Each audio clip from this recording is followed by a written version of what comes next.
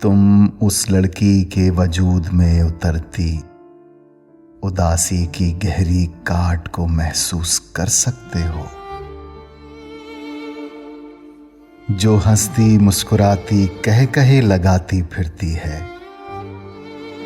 دن کے کام کاج سے فرصت پا کر جب کمرے کی آغوش میں آتی ہے تو تکیے پہ سر رکھتے ہی آنکھیں بہہ پڑتی ہیں۔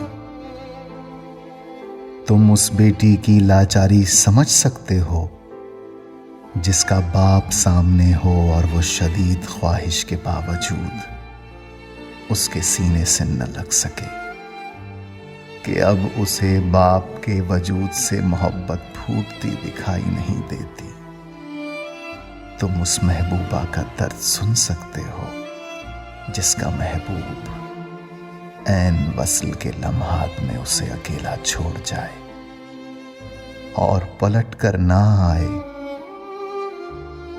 تم اس انسان کا اکیلا پن جھیل سکتے ہو جس کے گرد لوگوں کی بھیڑ لگی ہو اور وہ احساس تنہائی کے بوجھ تلے دب کر مر جائے۔